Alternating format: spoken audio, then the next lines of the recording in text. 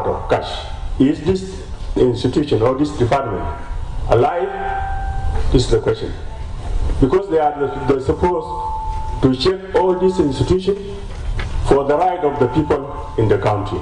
This is the question. Secondly, there is some other cases being raised we used to hear. And when somebody is arrested, somebody is being caught and taken to the president or being caught by the police, tomorrow you will see that person is the one holding the higher position in the country. As we doing this work for the welfare of this country, or we are working for the downfall of this country? Sounds of the Week on iRadio, your eye on South Sudan. Live from Juba, on air and online. This is iRadio News. Hello, good afternoon. This is iRadio News. First, here are the headlines. The National Police spokesperson says the death toll from the Mogiri Boma attack has risen to 10, with 14 others injured. Lawmakers in the Transitional National Legislative Assembly have raised serious concerns over the failure of the Auditor General to present audit reports to Parliament for more than a decade. And the United People's Alliance has condemned the government's decision to end the Tumaini Peace Initiative, a move the opposition group says does not surprise them. These stories and more coming to you in this news bulletin with me, Baria Johnson, and now the news in detail.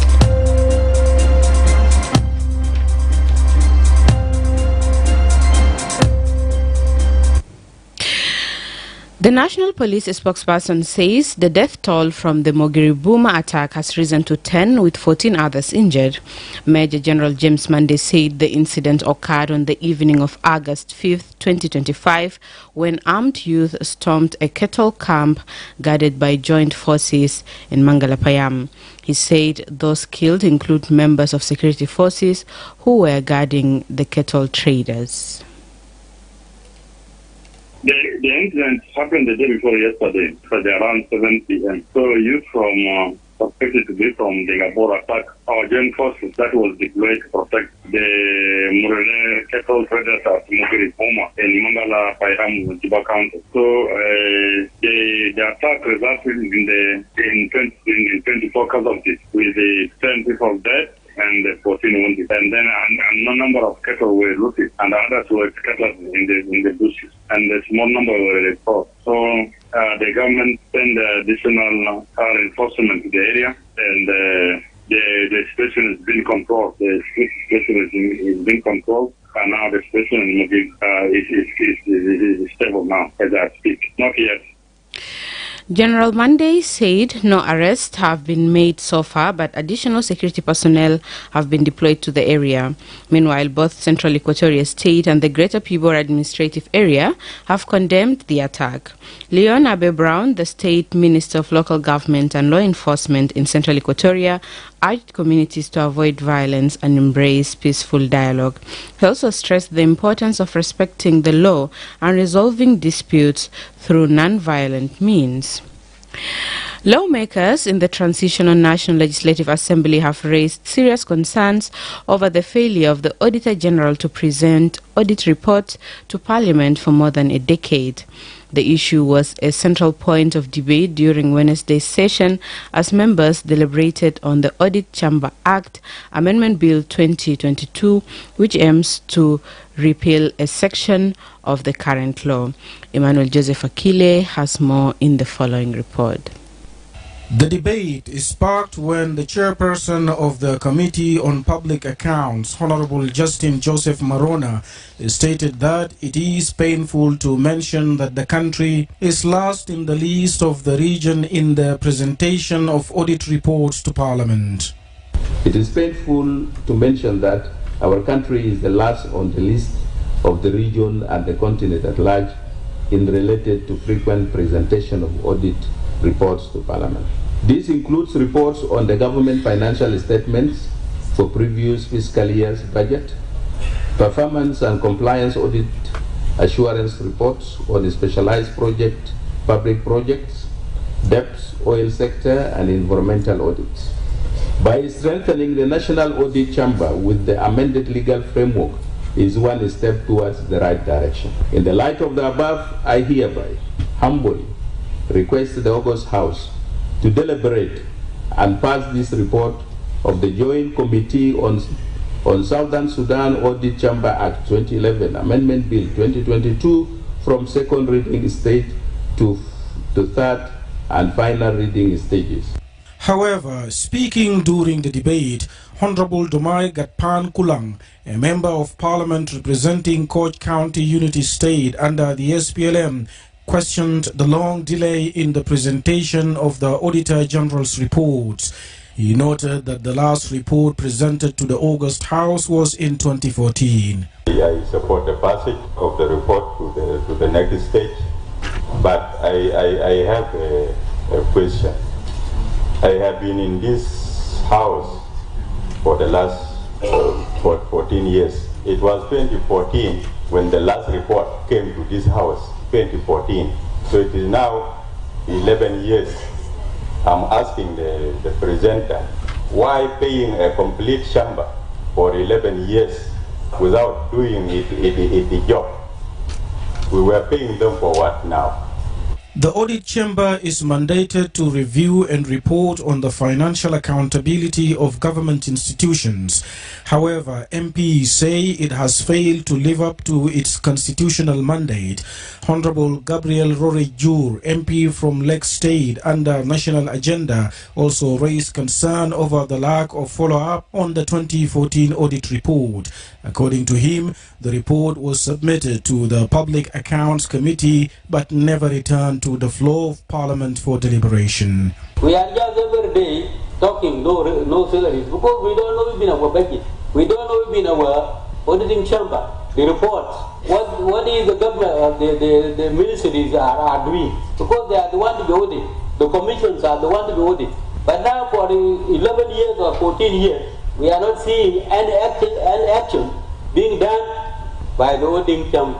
My question is that when that one was taken to be corrected or it was taken to the Committee of Public Accounts, supposed to be returned back. Why it has not returned back, I want to know the reason why. Was it stopped by somebody somewhere, or what is the reason it has not come back to the Parliament? So I want to appeal that auditing of the last time should be brought to us, and then we discuss and pass it.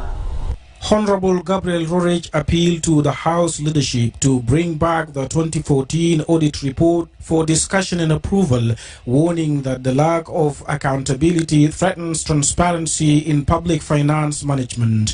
For his part, Honorable William Obany Otong, MP for Panyikang County in Upper Nile State and member of SOA, criticized the inactivity of the audit chamber since independence. All this time, since we got independent, I never seen this institution went to any other institution to make a check or to make an auditing. Now, in a very simple way, the country now is running out of cash. Is this institution or this department alive? This is the question. Because they're supposed to check all these institutions for the right of the people in the country. This is the question. Secondly, there is some other cases being raised we used to hear. And when somebody is arrested, somebody is being caught and taken to the president or being caught by the police, tomorrow you will see that person is the one holding the higher position in the country. As we doing this work for the welfare of this country, or we are working for the downfall of this country? Thank you very much. Honorable William also raised concerns about impunity in corruption-related cases, citing instances where individuals arrested for corruption later returned to hold high-level government positions. William and Honorable Rorich stressed that the absence of regular auditing has contributed significantly to country's ongoing economic crisis, where public sector salaries remain unpaid and the country is reportedly running out of cash. In response, Speaker Jema Nunu Kumba reminded the lawmakers to focus their debate on the content of the bill, particularly the proposed removal of Chapter 10A. Honorable members, we are talking about South Sudan Audit Chamber Act 2011 Amendment Bill 2022, the Audit Chamber Act 2011 Amendment Bill 2022 for removal of Chapter XA. This is the focus. We are talking about the general principle of this report in relation to the Chapter XA. Please let us focus. The Audit Chamber Act Amendment Bill 2022 was passed in its second reading stage during the session. It is now expected to return to the House for third reading and final passage. The debate comes at a time when public calls for transparency and accountability are growing louder amid economic hardships, delayed salaries, and persistent corruption allegations. Reporting for iRadio News, Emmanuel Joseph Akile. Thank you, Akile. You're still listening to iRadio Afternoon News. The United People's Alliance has condemned the government's decision to end the Tumaini Peace Initiative, a move the opposition group says does not surprise them. In a statement delivered by UPA Secretary General Lual Dau, the opposition group strongly criticized General Kolmanyang Juk, the head of the government's delegation, for declaring the talks a dead process. He stated that the UPA were not surprised by the move, which they attribute to the government's anti-peace attitude. The UPA pointed to several actions it claims demonstrated the government's lack of commitment to peace, including an abrupt change in the first government delegation just as negotiations were nearing completion. In a statement released to the media this week, the UPA Secretary General stated that the second delegation allegedly dishonored previously agreed upon protocols. The leadership of the United People's Alliance UPA would like to condemn in no uncertain terms the statement made by the head of the government of South Sudan delegation to the Tumaini Initiative, General Kolmanyang Juk, where he declared the Tumaini Initiative a dead process. The leadership of UPA is not surprised that the government of South Sudan has intentionally and single-handedly destroyed the Tumaini Initiative because of their anti-peace attitude. Their intentions were clear since negotiations started, beginning with the abrupt change of the first government delegation when negotiations were almost finalized, to the dishonoring of all of the agreed protocols by the second government delegation, thus culminating in their abrupt walkout of the talks with the excuse of going for further consultation as well as to prepare for the legitimate extension of the RRCs. The ambassador of the Kingdom of the Netherlands to South Sudan is urging the unity government to increase its own financial contribution to humanitarian response and remove barriers that hinder aid delivery across the country. Paul Thilon said restrictions on humanitarian access in South Sudan are driving up the cost of delivering life-saving services to vulnerable communities. He also appealed to the Minister of Humanitarian Affairs and Disaster Management to take the lead in addressing these challenges and improve access for humanitarian partners. If South Sudan itself, humanitarian access constraints drive up the costs of delivering assistance. And against this backdrop, it is urgent and vital that the government of South Sudan steps up its efforts by allocating more of its own resources and by ensuring humanitarian partners unfettered humanitarian access. In this regard, allow me to appeal to the Honourable Minister for Humanitarian Affairs and Disaster Management to spearhead the government's efforts in removing humanitarian access constraints and assuming a more tangible and substantial role in the provision of humanitarian aid and essential services to South Sudan's population. We are all gathered here today because we share a common vision, that of a South Sudan that is peaceful, secure and prosperous. But let us remember that the danger in times of humanitarian turbulence is not the turbulence itself. it is to act with yesterday's humanitarian logic. Ambassador Thilon made the remarks during the 10th anniversary celebration of the South Sudan Joint Response by the Dutch Relief Alliance in Juba on Wednesday. He noted that humanitarian needs in South Sudan remain very high due to the ongoing conflict in Sudan, economic pressures, climate change, and internal fighting. And today, as we celebrate 10 years efforts by the South Sudan Joint Response, we would wish that in the meantime South Sudan had turned a page. Unfortunately, humanitarian needs in South Sudan are still alarmingly high due to the Sudan conflict, economic shocks, climate change, and not in the least, internal armed conflicts that compound these challenges. First and foremost, it is essential that all parties strictly adhere to international humanitarian law, particularly when it comes to the protection of civilians and ensuring unimpeded humanitarian access to those in need. It is virtually impossible for humanitarian organizations to deliver life-saving assistance if aid convoys and barges are delayed at checkpoints, if humanitarian actors are simply refused access to those in urgent need, and if bombardments prevent food aid distribution and force the closure of clinics and field hospitals. The ambassador highlighted the need for respect for humanitarian law and the protection of civilians during emergencies. He said the Dutch Relief Alliance is working with 7 national organizations in South Sudan to help people recover from conflict and meet urgent needs. These efforts include food security, clean drinking water, sanitation, cash transfers, and support for livelihoods and economic empowerment. And finally, the administrator of Tali Payam in Terkeka County says 2 border riders were killed by armed men while traveling from Juba on Wednesday evening. Peter Mayen Apuk said the attack happened in an area called Magog along the road to Tali. He identified the victims as Juma Jok Gorad and Khamis. They were reportedly transporting empty sacks from Juba, which were meant to be used for packing peanuts, a common farming activity in the area.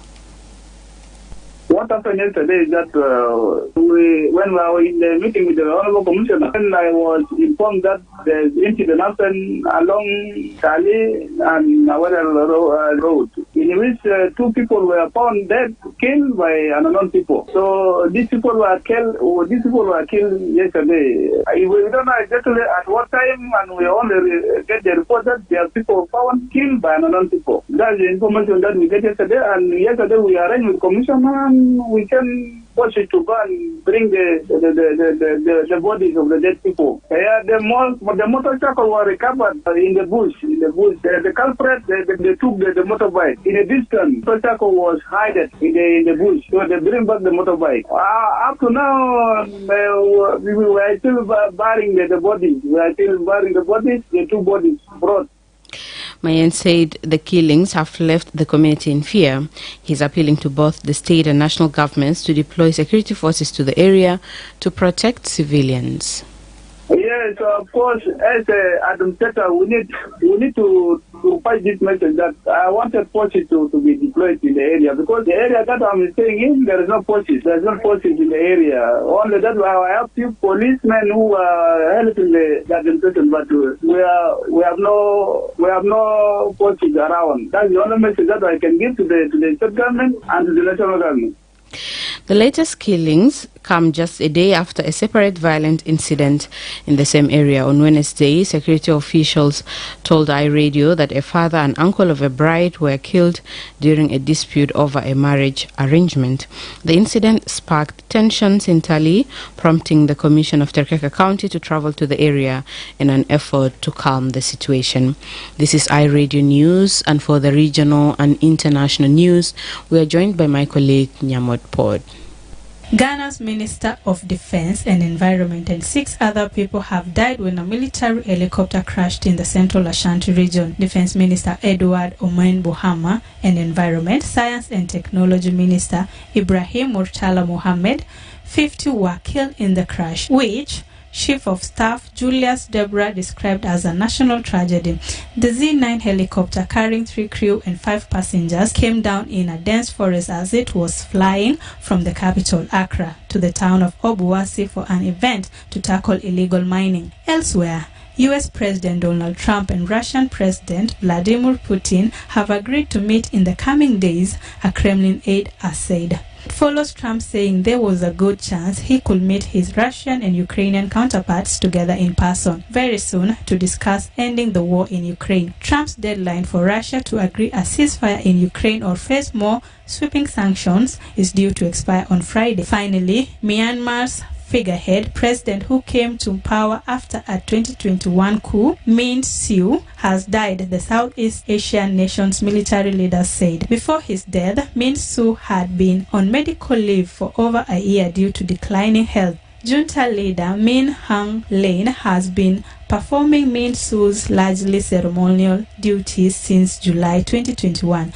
That's all from the international scene, and now back to you, my colleague in the studio. Thank you, Nyamod. And now for the sports news, we are joined by my colleague Darlington Moses.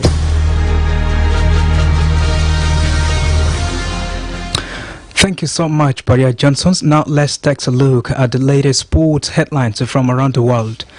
Al Hilal of Saudi Arabia have reached an agreement to sign Liverpool striker Darwin Núñez for 53 million euros. Núñez is now expected to undergo medical ahead of the move to the Saudi Pro Leagues. The 26-year-old Uruguayan national joined the Reds in June 2022 from Portuguese side Benfica for an initial fee of 64 million euros. South Korean footballer star Son Heung-min has admitted that joining LAFC in the United States was not his first choice. LAFC paid more than £20 million to sign the former Tottenham captain. Son has signed a 2-year deal with an option to extend another 2 years. Tottenham midfielder James Maddison has suffered an anterior cruciate ligament injury and is expected to miss the majority of the forthcoming season. Sources have told the BBC Sport that Maddison is set to have surgery and will become a long-term absentee as he starts his recovery program. The 28-year-old suffered the injury in the pre-season draw against Newcastle in South Korea last weekend. In tennis, teenager Victoria Mboko will face Naomi Osaka in the final of the Canadian Open after defying the odds to upset former Wimbledon champion Elena Rybakina. The 18-year-old Canadian, ranked 85th in the world, lost the first set and saved a match point in the second before going on to seal a 1-6, 7-5, 7-6 or 7-4 victory in Montreal. Mboko, a wildcard entry to the tournament, will face former world number 1 Osaka on Thursday in her first WTA 1000 final. I'm Darlington Moses. Thanks. This is iRadio Sport News. Thank you, Darlington Moses. You're listening to iRadio News, and to end this bulletin, here's a recap of the headlines.